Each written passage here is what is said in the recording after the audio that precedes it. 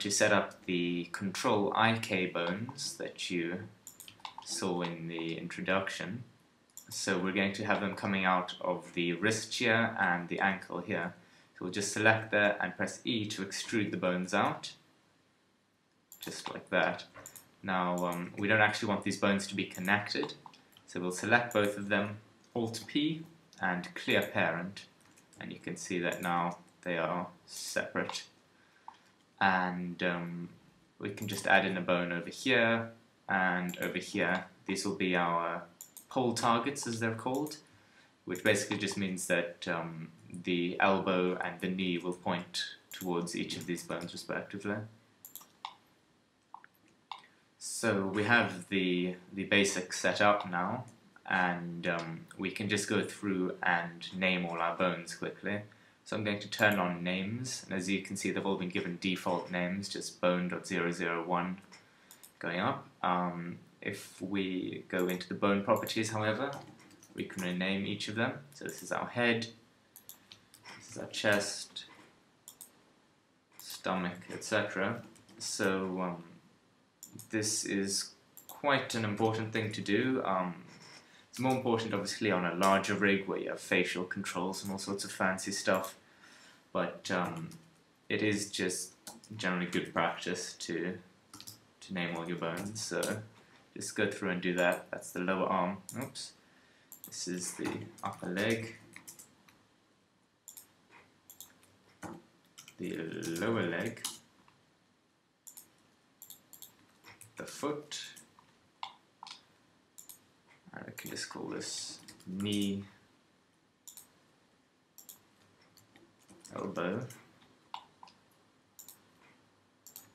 This is the arm IK, and lastly the foot IK, or rather leg IK actually. Now we also want to be able to differentiate between the left side and the right side.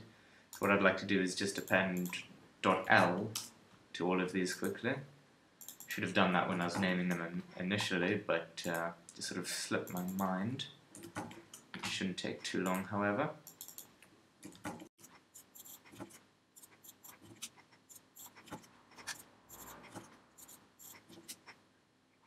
Okay, so now everything on the left-hand side has got a .L to signify that it is on the left. And before we copy everything over onto the right-hand side, there's a few things we want to change. On each of these bones here, the elbow and the IK bones, we want to turn off this deform property in the bones panel. So basically this means that when we apply the armature to the mesh,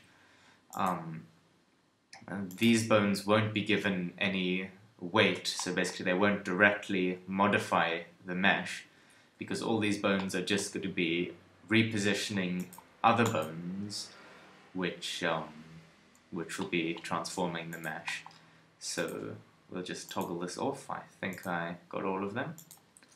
Right, and also we want to be able to just rotate the foot with this IK bone here, just so that we can do everything we need on this leg just with a single bone.